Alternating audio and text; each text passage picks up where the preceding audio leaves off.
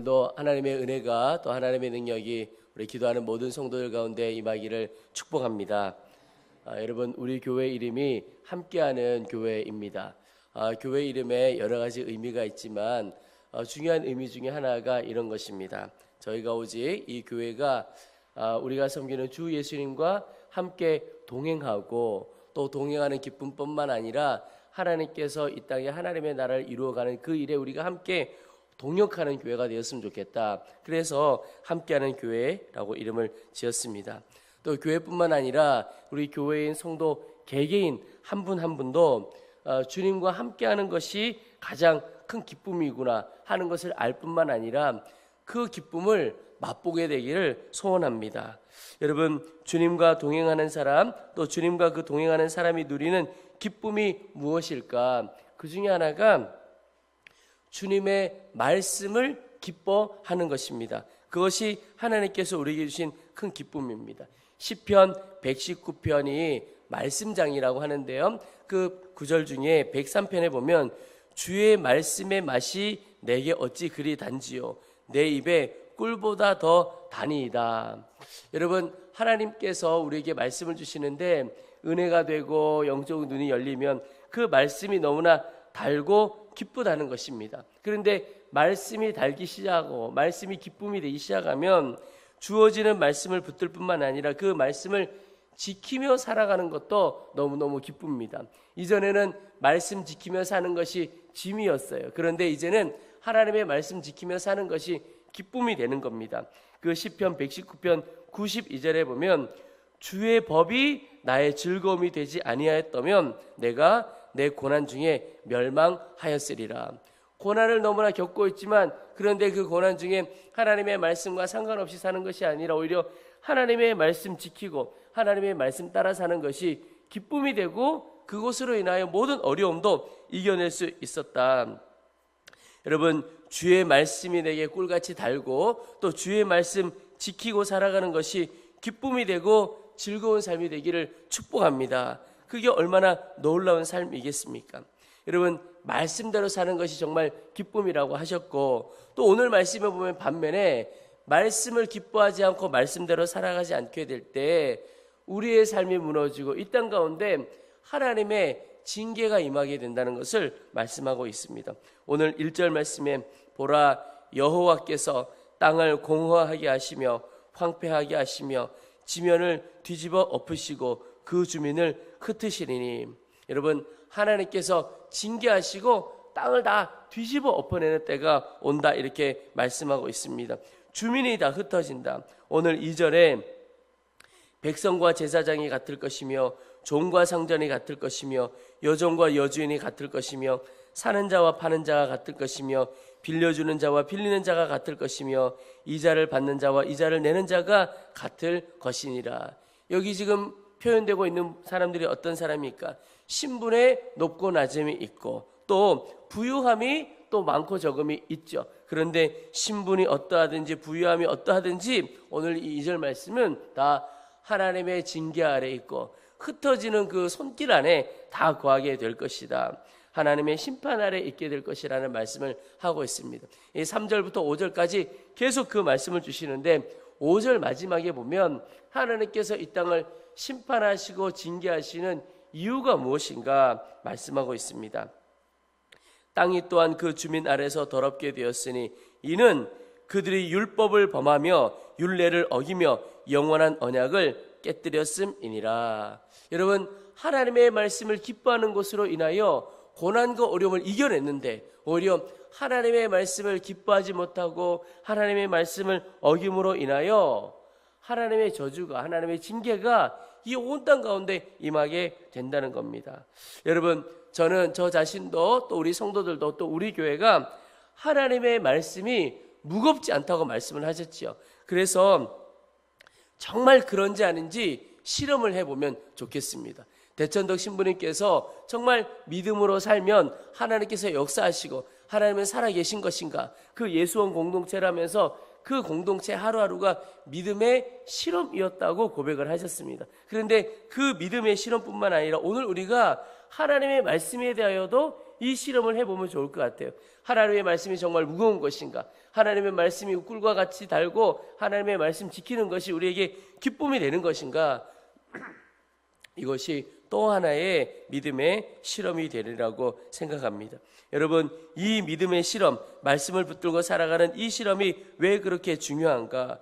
결국 하나님의 심판대 앞에 설 때 담대하게 설 수 있는 사람, 하나님의 말씀을 믿음으로 붙드는 사람이 결국은 그 심판 앞에 담대하게 서게 되기 때문에 그렇습니다. 그래서 여러분, 오늘 이 새벽에 우리가 먼저 간절히 기도할 것은 하나님, 말씀대로 정말 살아가도록 우리를 붙들어 주시옵소서.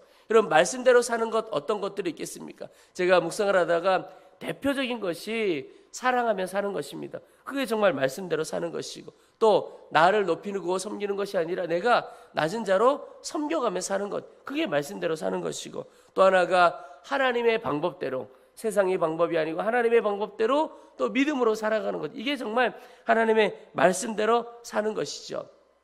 여러분, 오늘 새벽에 하나님, 저의 삶은 오직 하나님의 말씀대로 살기를 결단합니다. 그리고 약속의 말씀처럼 말씀대로 사는 것이 내 삶의 기쁨이 되는 것, 그것을 실제로 경험하도록 도와주시옵소서. 그렇게 먼저 기도하기를 소망합니다. 또 하나 오늘 기도하게 하시는 것이 있는데요, 마지막 때에 징조가 어떠하냐를 오늘 하나님께서 말씀하고 계십니다. 한마디로 세상의 기쁨이 다 사라지는 것입니다. 오늘 말씀의 8절을 보시면 솟구치는 기쁨이 그치고 즐거워하는 자의 소리가 끊어지고 수금 타는 자의 기쁨이 그쳤으며, 이게 세상 기쁨이 다 사라지는 겁니다. 11절에도 포도주가 없으므로 거리에서 부르짖으며 모든 즐거움이 사라졌으며 땅의 기쁨이 소멸되었도다. 여러분, 기쁨이 다 사라지는 이런 일이 또 어떤 한 사람에게 뿐만 아니라 모든 민족에게, 13절에 세계 민족 중에 이러한 일이 있으리니, 여러분, 우리가 누리며 살아갔던 이 세상의 웃음, 기쁨, 즐거움 다 사라져버리는 때가 온다는 거죠. 그런데 여러분, 세상 기쁨이 다 사라지면 어떻게 살아갈까? 우리 성도들 중에서도 내가 여전히 놓지 못하는 세상의 기쁨, 세상의 즐거움이 있지요. 내가 주님을 섬긴다고 하지만 주님 앞에 예배하고 주님을 섬기는 것보다도 더 기뻐하고 즐거워하는 것이 있습니다. 근데 예를 들어 상상을 해볼 때 그 기쁨 없어지면 어떻게 살아갈까? 예를 들어 맛있는 음식 먹는 기쁨을 가지고 있었던 분이 있습니다. 예를 들어 그 가게가 문을 닫았어요. 어떤 분 그러시더라고요. 이제 어떤 낙으로 살아갈까? 뭐 그런 표현을 할 때가 있죠. 그 음식뿐만 아니라 내 삶에 그렇게 기쁨을 누리는 것이 있어요. 그게 다 사라진다면 어떻게 살아갈까? 우리 성도에게는 세상의 기쁨과 다른 하늘의 기쁨이 있음을 기억해야 하겠습니다. 그리고 그 하늘의 기쁨을 맛볼 수 있어야 하겠습니다. 사도 바울을 보시면 그는 감옥에 있으면서 빌립보 교인들에게 편지를 썼습니다. 그게 빌립보서이죠. 그런데 그 빌립보서에 보면 너무나 놀라운 것이 교인들에게, 빌립보 교인들에게 기뻐하라, 기뻐하라, 계속 기뻐하라는 권면을 끊임없이 합니다. 근데 여러분, 감옥에 있는 사람이 감옥 밖에 있는 사람을 향하여 기뻐하라고 어떻게 말할 수 있습니까? 그것은 자기 자신이 먼저 그 기쁨을 누리지 못하면 결코 할 수 없는 일입니다. 그 말은 사도 바울 안에 감옥에 갇혀 있는 자로서 누리는, 세상에서 누리지 못하는, 세상 사람인지 알지 못하는 기쁨이 있다, 이런 뜻이죠. 그래서 보면 그의 말씀 중에 눈여겨볼 것이 기뻐하라 라고 말씀하시는 앞에 꼭 붙는 것이 무엇이냐면 주 안에서 기뻐하라, 이렇게 말씀하고 있습니다. 여러분, 세상의 기쁨이 다 사라져도 하늘의 기쁨이 성도에게 주어집니다. 또 어떤 면에서 보면 우리가 붙들고 살아갔던 세상의 기쁨이 사라지게 되고 세상의 기쁨을 놓을 때 하늘의 기쁨이 오늘 우리 가운데 부어지게 됩니다. 성도가 황폐한 이 마지막 때를 이길 수 있는 길이 무엇일까? 세상의 기쁨이 다 사라진 때를 이길 수 있는 길이 있다면 주 안에서 기쁨을 누리는 것입니다. 그러면 주일에 보십시오. 세상 사람들은 주일에 교회에 와서 예배하고 찬송하고 봉사하고 섬기는 일에 대하여 아마 이해가 잘 안 될 것입니다. 기쁨을 누려야지, 세상의 기쁨을 누려야지 어떻게 하루를 그렇게 보낼 수 있냐. 그런데 하나님 주시는 기쁨을 맛보는 사람이면 예배가 기쁨이고 감사하고 사랑하며 섬겨가는 것이 기쁨이 되어지는 것이죠. 하나님이 그런 기쁨을 주시는 겁니다. 여러분 갈라디아서 5장 22절에 보면 성령의 열매에 대해서 말씀하고 계신데, 오직 성령의 열매는 사랑과 희락과 화평과 이게 쭉 이야기를 하고 계십니다. 두 번째 나오는 것이 뭐냐면 희락입니다. 이 희락이 기쁨이에요. 이 기쁨은 성령님께서 주시는 열매인 것입니다. 여러분, 상황 보면 기쁨 빼앗겨 버립니다. 그러나 내 안에 계신 성령을 바라보게 될 때 그 성령께서 기쁨을 우리 가운데 부어주시고 기쁨의 열매를 맺게 하시는 것입니다.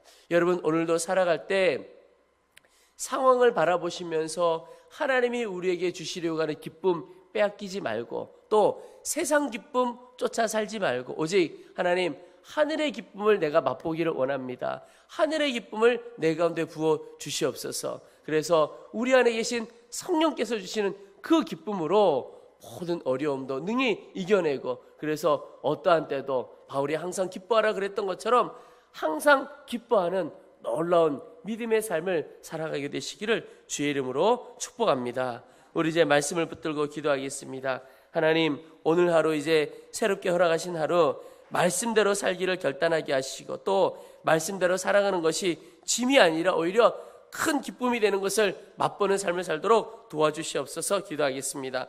또 하나, 하나님, 오늘도 내 안에 계신 성령을 바라보게 하시고 성령의 열매 맺는 삶을 살도록 도와주옵소서. 세상 기쁨 다 잃어버려도 성령께서 주시는 기쁨을 맛보며 살아가게 하시고, 또 세상 기쁨 다 내려놓고 하늘의 기쁨을 맛보는 삶을 살도록 내 안에 계신 주님을 더 바라보는 삶을 살도록 도와주시옵소서. 우리 주의 이름을 한번 부르고 간절한 마음으로 합심하여 함께 기도하도록 하겠습니다.